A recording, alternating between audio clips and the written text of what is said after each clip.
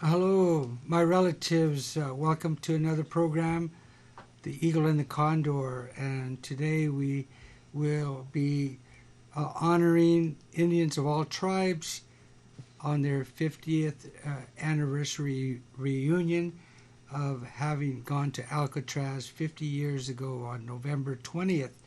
And they're here in the Bay Area celebrating. This is all a part of the continuing thread of which we interviewed Barbara Huerta of the San Francisco Arts Commission activities on through December. And today we will be interviewing four different people who are active in their communities. First of all, we will be talking with Dr.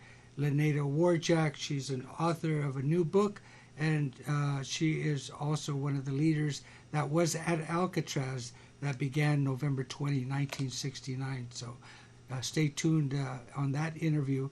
We will also be speaking with Madonna Thunderhawk. Many of you might have seen her movie Warrior Women, and she's a co-founder of WARN, that is Women of All Red Nations. And we will also be speaking with Lenny Foster, who is a spiritual advisor to the political prisoner Leonard Peltier.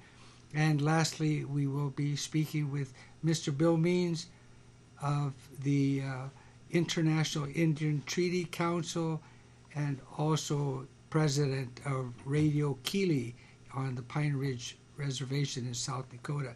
So I'd like to begin, first of all, welcome Dr. Leneda Warjak, and to your daughter Jessica, who is in the studio with us as well. And Dr. Leneda Warjak, if I might just go, Leneda, can you tell us a little bit about yourself and what led you to Alcatraz 50 years ago?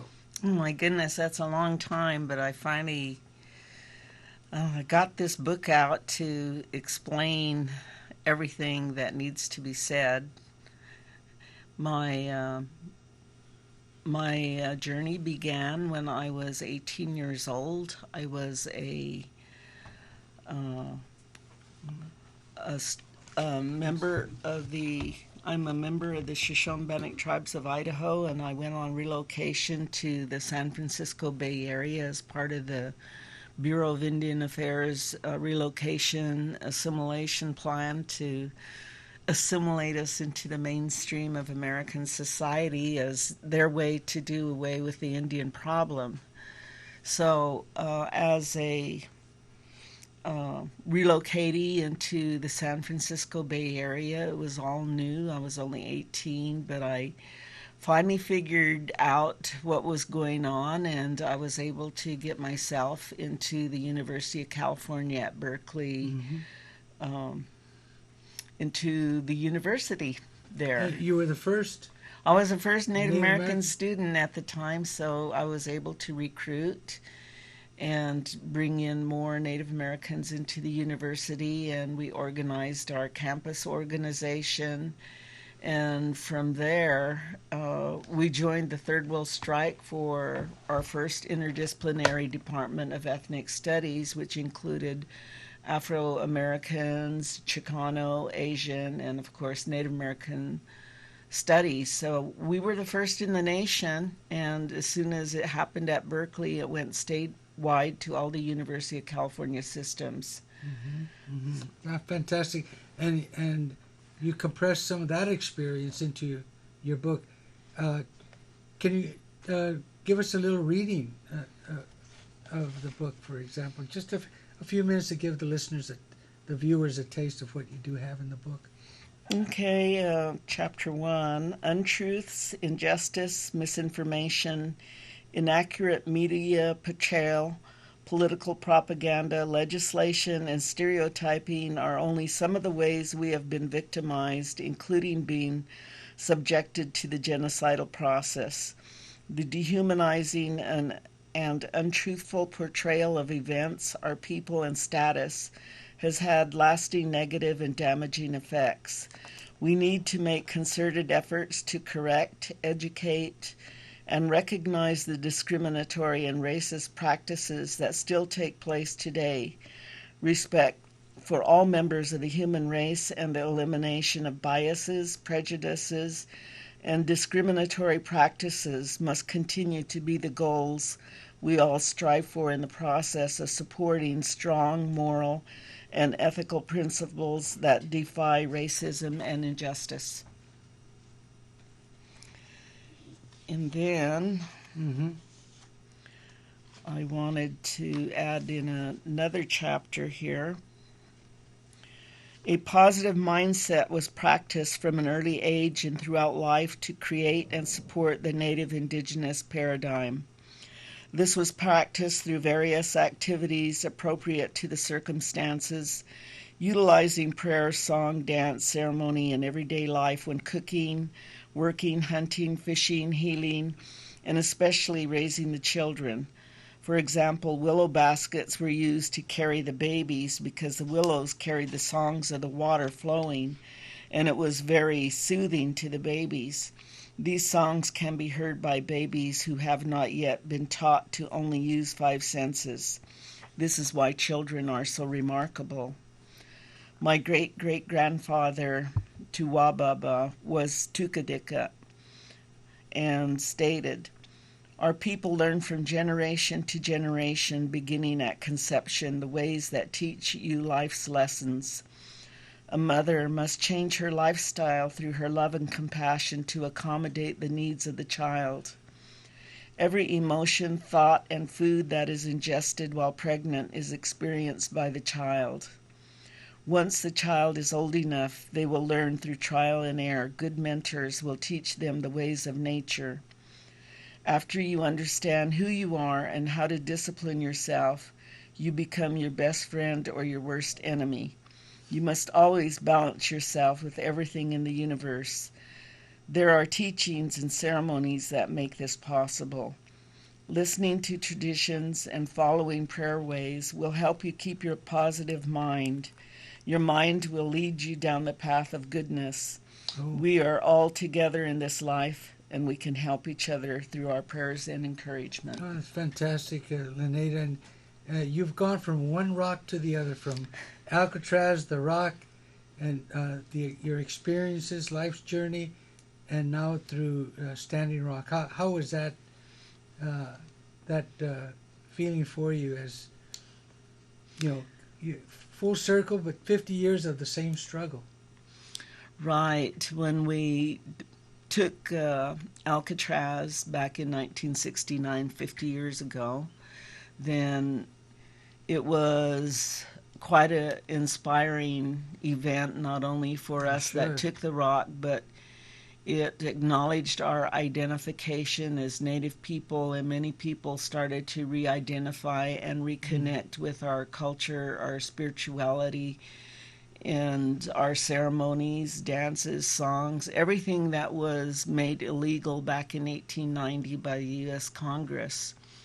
And also because they took all the children and forced them into government and Christian boarding schools. All the children had gone through that assimilation process or brainwashing process so that they would forget their identities. So when we took Alcatraz, we were the first generation of free young people, apart from the boarding schools and the government and everything. And when they sent us on relocation, we felt free, and we began to organize, and we were able to get into the universities and organize, and we took the rock as the major injustice to protest the major injustices to our people, the broken treaties, the poverty, everything that our people were going through at that time, both within the reservations and the urban communities. Well, an amazing moment, very catalytic, and hence began the deprogramming and bringing back the ways, of our peoples. And that's right. And, Leneda, you have your daughter with you, Jessica, and I wanted to bring Jessica in on this, from mother to daughter. And you have a master's degree yourself, become educated what led you down this path? And you feel you're in the shadow of your mother, or Wow, those are you're really right alongside? yeah, it's big shoes to fill. I don't think I could Oh, ever take that, but I can, do what she's always taught about, getting my education, learning our culture and traditional ways, and promoting that among our youth and people that I work with today. I'm the Shoshone-Bannock Tribe's Tribal Youth Education Program Manager, and I oversee K through 12 programming and our youth council, and just really trying to teach and educate them that they have a voice, and together, united, they can make things happen. I mean, just like with Standing Rock, that was led by youth. That was a youth-led type of activism, and just by showcasing that youth have a voice, that they are listened to, and it's just so remarkable that people like my mom, she led the way for that to happen.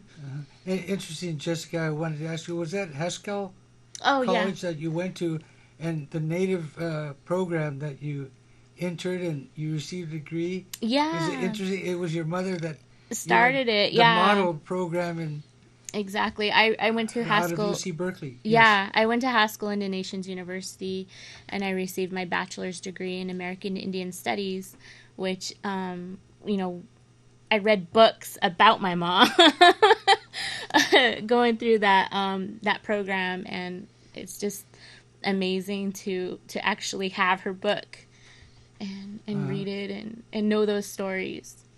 Well, I'm sure you'll carry on and take us all to much higher heights in our activism in our communities. And Lenita, do you have any closing words in this next minute? Well, I just want to say that if you don't hear what needs to be said, if you don't see what needs to be done, then you are that person. And you need to be strong, you need to be brave, you need to speak up, you need to know your history and know your people and know what's going on, and be there ready to speak up and take action if and when necessary.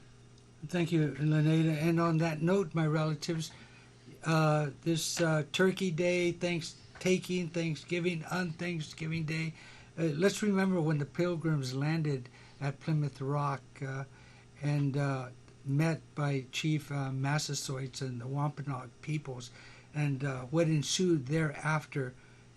When Thanksgiving Day was declared, it was after a major massacre of indigenous peoples. They were burned to death, clustered together and burned to death. So so let's think about that when we have our feast, okay? And honor the people on whose lands you are on. And here in San Francisco, the Muwekma Ohlone, Ramatash peoples will always be remembered, and they continue to live among us today. Thank you both for being on the show. Thank you. Thank you.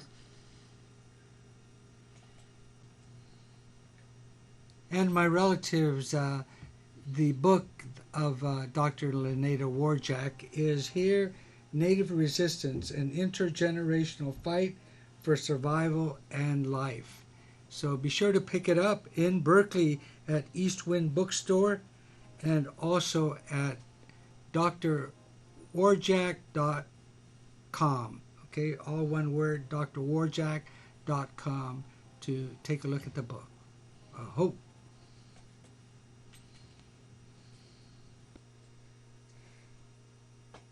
Oh, my relatives, and this has been a busy week here in the Bay Area with the 50-year anniversary of the Indians of all tribes who have gathered here, and for the anniversary and reunion. There was the Buffy St. Marie concert last week. We had the American Indian Movement West Coast Conference this past week, the 25th and 26th. A fantastic feast on Wednesday, people from all over. And of course, Alcatraz on Thursday, the 28th, for a great reunion to honor the veterans of Alcatraz who were there from 69 to 71. That's 19 months back in the day. And let's not forget the Thanksgiving, Thanksgiving, the unthanksgiving day, such as it is, my relatives. 1620 is when the Pilgrims arrived at Plymouth Rock. So next year, 2020, marks 400 years. So let's focus on the Indian peoples and less on the Pilgrims, okay? Unless you want to remind yourself what you did during these past 400 years. And in the studio, we have a good friend of ours from the great Navajo Dene Nation, Lenny Foster, who is also a spiritual advisor for the political prisoner here in the United States, Leonard Peltier. Welcome to the show, Lenny, Eagle and Condor. Lenny, you were also a veteran of Alcatraz 50 years ago. Let's start with that talk and some of your experiences that led you all the way, Standing Rock and other campaigns in between. Yeah. Be sheliat ekwen khadina shadan nedigi kia an ein slon do tsatkane bashin tropa ita shache enagone ita shanal egot ana be khonsle e tsahot saholiedo nebe kayato e ado yesanasha ado kwete khadina shadin nedigi ba hensen be shetlonda. I just want to thank you for this invitation to be on your radio show at this time. Yes, it was a great week for me to be back here to participate and support the events that was part of the 50th anniversary of the occupation of Alcatraz Island. I myself participated in 1969, 1970. I was 21 years old at the time, and I was a college student at Colorado State, and I made it out here hitchhiking and made some good friends and lifelong relations with relatives in the movement, and Alcatraz inspired a worldwide movement. I'm glad that I was part of that. So this week has been very good for me, rejuvenated my spirit, and just to be around old friends and new people that are coming into the movement all the time, and what occurred with the occupation of Alcatraz by the young people, college students. It started a movement throughout North America, throughout the Western Hemisphere, and it hasn't stopped. And you mentioned Standing Rock. That's the latest campaign where our relatives come together to protect Mother Earth, the water, clean air and clean water. So I'm glad to be a part of that. I participated in numerous campaigns through the years of 50 years, not only Alcatraz, but Trail of Broken Treaties Caravan, the BIA takeover, the siege at Wounded Knee in 73, the longest walk in 1978, 2008, and then you mentioned my advocacy for religious freedom for Native prisoners, including Leonard Peltier. So I attribute all of that to being involved with the occupation of Alcatraz. Yes, thank you. Well, you have a resume of your activism, from the Rock, or even from beginning to hitchhike from Colorado, on your own. The young people that inspired you as well that were there, and a quick forward into Wounded Knee, as you said, in 1973, 71 days, and that really raised a lot of attention. Lenny, you were also involved in the BIA takeover, as you said, November 72, and from that spawned the 20-point program, manifesto, if you will, of the Indian movement, which is still very relevant today, each and every one of those points. And let's see, well, now let's talk a little bit more about Leonard Peltier, as you mentioned. he's been locked up like over 15,000 days and counting. If people go to the website, that who is leonardpeltier.info. But Lenny, more recently he's been on lockdown, and you haven't been able to see him. No one has, or how is that now? His health is deteriorating as well.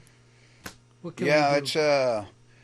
It's very vicious by the Federal Bureau of Prisons to institute a cruel and unusual punishment in having a complete lockdown for the inmates at that facility, which is a supermax facility, and Leonard's has been there the past 3-4 years, and it's in Florida, the Coleman, Florida, and it's a United States penitentiary, a level 5 facility, and he's been locked down, doesn't have access to making phone calls or visits from his attorneys or friends, and I look at it as a cruel and unusual punishment. Mm-hmm.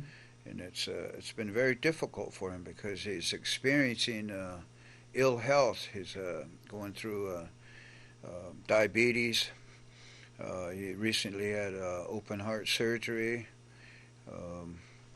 He's been confined to a wheelchair because of his legs and his hips. So he's getting up there in age. He's 75 years old. He's been incarcerated close to 45 years. And he's our Nelson Mandela, our Geronimo. He's indeed known worldwide as a political prisoner, and we need to make every effort to get him released and return home to enjoy his remaining days with his grandchildren, his great-grandchildren, all his relatives, and on his reservation, his home reservation, and that's our goal. That's work being done right now as we speak. Mm-hmm. And they keep moving him around, different locations. Now he's in Coleman Federal Penitentiary, as you say, in Orlando, Florida. His current campaign for freedom, he feels that the only way out, because his parole is when 2024. Yes. And with his deteriorating health and what is it, compassionate release effort, the only person that can release him between now and the parole time would be President Trump. How do you foresee that path to getting there? Last month we attended the National Congress of American Indians annual convention, and there we submitted a resolution, a proposal to have the NCAI help facilitate some meetings with the Federal Bureau of Prisons, the Justice Department, and the Trump administration to discuss plans on how we can secure his release. And we're positive that could happen. We need to continue to support that. Phone calls, email, letters to the Federal Bureau of Prison and also the White House. So, and then the attorney is working on submission of the necessary documents to have the Trump administration look at review these documents, and also the Justice Department. So it's being we're working on it, and I myself plans to visit him in the spring of 2020, and to help maintain his humanity and his sanity, because being isolated and locked up 24/7 is not good for his spirit. The Federal Bureau of Prison and the government forces are trying to break his will and break his spirit. They essentially want to see him die in prison, so we need to unite and continue to support his release. Compassionate release is on the table, but also we're looking at 2024 parole, and that's something that could possibly happen this go around. So these are some things we're working on. We appreciate all the help, the prayers, the letters, email, and through the listeners out there. There's the viewers. If you can help us in this endeavor, contact your senators, your House of Representatives, and we could do this. And it takes a national, international campaign, and it's one of the most important issue of our time, this generation, as a result of the resistance by the Indian movement, the Indian rights movement, which began, in my mind, at Alcatraz Island when the young college students occupied Alcatraz Island as a surplus land. And Lynn, excuse me, you mentioned the NCAI, that's the National Congress of American Indians, and that's over 500 members who They support represent, this resolution. yes, they represent all tribally, federally recognized tribes in the United States, and they have a voice. Because, excuse me, I wanted to go fast forward. There are several American Indian men who are facing execution. Can you tell us a little bit about that? I work with Native American inmates in the United States prison system, and I have 4 clients, Native indigenous prisoners, that are incarcerated awaiting their warrant of execution. One is scheduled for Wednesday, December 11th in the United States Penitentiary, Terre Haute, Indiana, and the attorney of record submitted a stay of execution. So hopefully that will be honored and approved, and we're positive that it will be. And Lynn, you had mentioned to me that all the Indian federally recognized do not support the death penalty. How is it that the president or the country continues?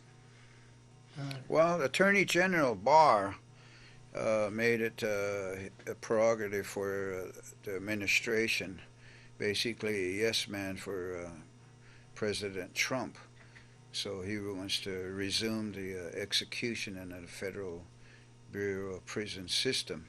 And it's most unfortunate. Number one on the list was a young Navajo man, 37-year-old Navajo from Arizona. So it's become very political that they want to. The United States wants to resume the execution. So these are some things we're dealing with, and we want to utilize the support of NCAI to have some discussions and meet and put that on the wayside and have a stay of execution. It can happen. It can happen. We continue to have our ceremonies. We continue to have a campaign for letter writing and contacting our representatives. We hope to meet soon with the House of Representative Deb Haaland of New Mexico and Representative Sharice Davids of Kansas and others to utilize their office to set up meetings to discuss this. That's the only way it's going to happen. We have to exert our political force, and it's perhaps one of the most difficult issue in Indian country today is the treatment and condition of our Indian people across this country, and we need to be assertive in our efforts, and I think we are. The Indian rights movement has taken the initiative to exert that and educate and create awareness and raise every level of consciousness on these issues. All right. Well, Lynn Foster, I want to thank you very much for being with us in the studio. And also during the week and a half, 2 weeks that you've been here in the Bay Area, commemorating the Alcatraz and the Buffy St. Marie concerts, the AIM conference, the feast, Alcatraz on Thursday the 28th, and on down. Thank you very much. Siellä on nilkot asin ajeko. Pillä tässä no to pansit keis to naltso si ideljao. On nilkot se ut abansas keis o hendine dolis. Mr. Tony Gonzales. Oh, thank you. Oh. And Len Foster is also a member of the International Indian Treaty Council, and it's based here in San Francisco and also in Arizona. Thank you very much, Lenny Foster. Oh, my relatives were very fortunate to have in the studio Mr. Bill Means. And Bill, I wanted to just mention to you all these activities that have been happening in the Bay Area for the 50-year anniversary reunion of people that took Alcatraz, November 69 through 71. But your family and your father in particular and several other men had come onto the island back in 64. Can you tell us a little bit about that period of time? Yeah, I think there was beginning to be a Indian movement, so to speak, but this one was around the idea of forming an Indian center. And so that's where my dad got involved, because his cousin, whose name was Chalk Codier and Balva Codier, Mr. and Mrs. Codier, they invited him, to come to some of the meetings. And so anyway, they decided to, because of the 1868 treaty, which states that all surplus government property returned to the tribe from which, it was taken. So we intended to, not we, but my dad and those people that told me later, they said, well, we intend to file a suit, a claim for that land, and we're going to go up to Alcatraz, and we're going to put our flag in the ground, so to speak. And so they all dressed up in native regalia, and they came here via boat. And so they stayed for the day, made a public claim, a lot of media. It was kind of then, in them days, they looked at Indians kind of like cartoon caricatures, or something. It wasn't very serious that Indians were, it was like a joke. Indians were resisting. Indians were reclaiming. And so, but it got good publicity. I remember my dad, he came in my brother's house, he says, he threw that newspaper on the table, and he had just gotten back, and he was here for 2 days. He says, check that out, son. He says, not bad for 2 days in town, he said. They were all on the front page of San Francisco Chronicle. So he was joking around, and my brothers, too, they need to get involved. So that's kind of where it started for our family, was with my dad and some of his friends and relatives.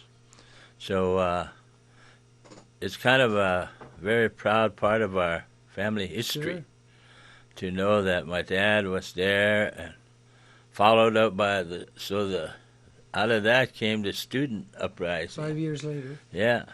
And so I thought, man, that's really something. And Bill, excuse me. That my dad was part of the early people that had a vision, that had thoughts of the future, of using that island, that prison, for something positive, and turned it into university, turned it into a cultural center, these things that they dreamed about putting on there instead of a prison. Mm-hmm. Because remember, some of the first prisoners that were incarcerated there came from Southwest Hopi, Navajo people that were in prison there. So we had long familiarity with prisons, and especially with Alcatraz, as many of our relations were in there. Mm-hmm. And as we said, 5 years later, the taking of Alcatraz in 69, and Richard Oakes indeed used the same clause as you referenced, of returning land that is no longer in use by the government. And fast forward, Bill, I just wanted to let the viewers know that you're a Vietnam veteran yourself, as well as myself. I was drafted. Were you drafted? Yes.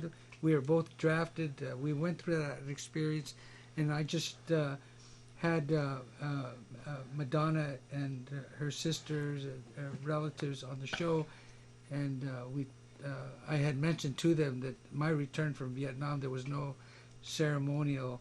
And how was your return from Vietnam? If we can just delve into that a little bit. Okay, I think to this day, I'm very proud of my return because my brother organized, and there was a lot of guys coming back, so this wasn't uncommon.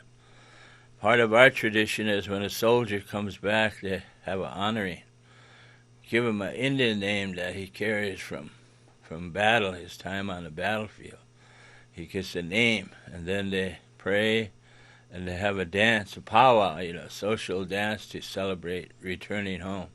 And, I thought I'd never hear those songs again at a few places we went there and over in the Nam, but made it back, so we had the ceremony and the powwow, and, man, I felt like, that was something else, too, because you always got these thoughts, of keep you awake, or you know what it is, post-traumatic, whatever they call it. But you have a hard time sleeping, at least any Vietnam veteran I know. And just the thought of being able to sleep all night after that ceremony was kind of powerful. And then, of course, after that, I went back to school. But in coming back, what amazed me was that all these Indian people were having meetings to organize themselves, whether they're conservative tribal council. That's what we consider the National Congress of American Indian. They were like the elected leaders. But there began to be all kinds of other Indian organizations that were not from the tribal council, but were speaking out against the injustice of Indian people.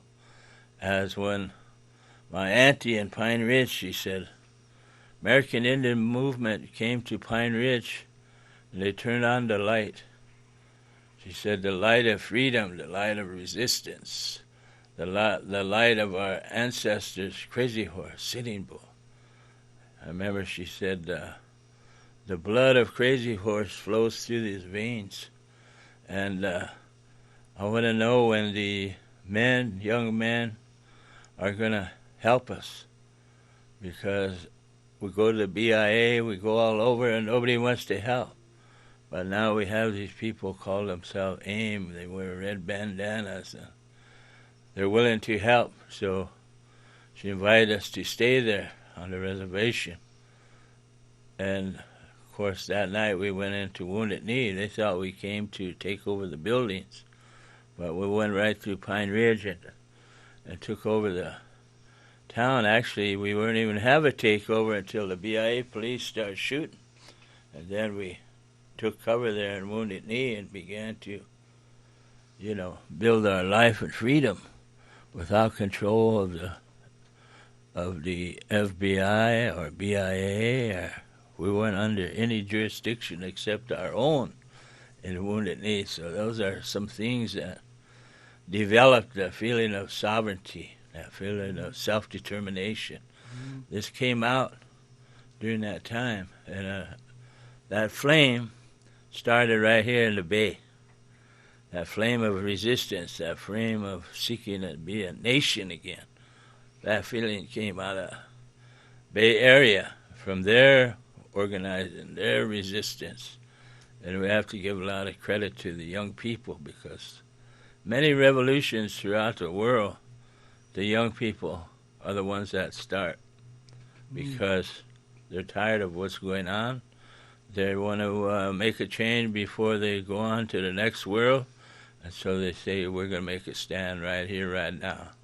And that's kind of what we said at Wounded Knee. And starting at Alcatraz, we say things got to change. And we're going to take this kind of treatment no more. So that's what Alcatraz did for the indigenous world was they started revive the resistance, whether you're Mayan or whether you're Quechua or whether you're African, whether you're Hawaiian. All around the world, indigenous people began to organize together. Mm-hmm. And that's how Treaty Council came about. But it's ironic, and probably was the destiny, was forming Treaty Council right here in the Bay. And actually was formed on a reservation, but there again it expanded first place to the Bay Area here. So I think that was destiny because of Alcatraz. Mm-hmm. We brought it together. Mm-hmm. Yeah, I know that the International Treaty Council that you're a board member of, as well as Lynn Foster that I mentioned, very significant in its establishment. It calls for another story in itself. And Alcatraz was 19 months of occupation, Wounded Knee 71 days, and indeed a firefight that you received, I think it's estimated 500,000 rounds over the course of the 71 days. And fast forward, you were involved in other campaigns, and you're also the president of a community-owned radio station, Radio Keeley, in Pine Ridge. You want to tell us a little bit about that? Yeah, Keeley is kind of comes from our people. After Wounded Knee, a lot of them got together, and we did a poll because we knew everybody was going home back to their res where they're from. Mm-hmm, mm-hmm. So we went around to every community, every district, not community but district, and asked them what they wanted. And the number one thing they asked for was a radio station and a clinic. And we built both of those. It took us 10 years to build from 73 to 83, but it came about what the people wanted. And now we just finished a campaign that we established wind generator there, and then we established solar, so that the combination of those two in the very near future will take us off the grid. Right now we produce 95% of our own power. And so after we get these other solar panels up, we'll be off the grid. We'll be producing 100% of our... So that's the progress that we made since 1983. We were the first Indian radio station in America.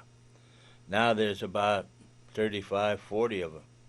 So the movement, the people, have always led. They don't sit around and wait for some messiah.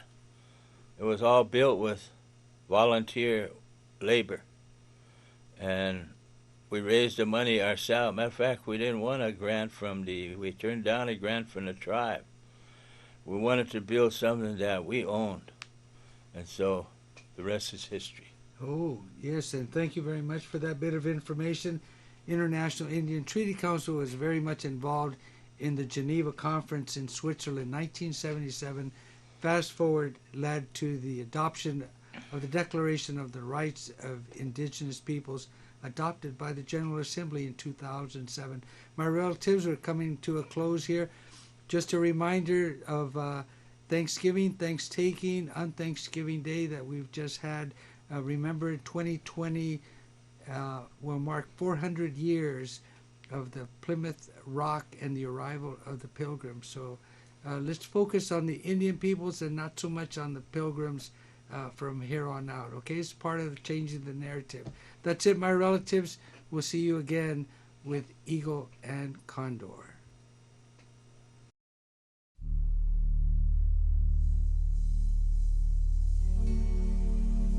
And so I say to America, I want you to remember our past. This past will give you direction for the future. Just as our people in our past, we are the spirit of the future.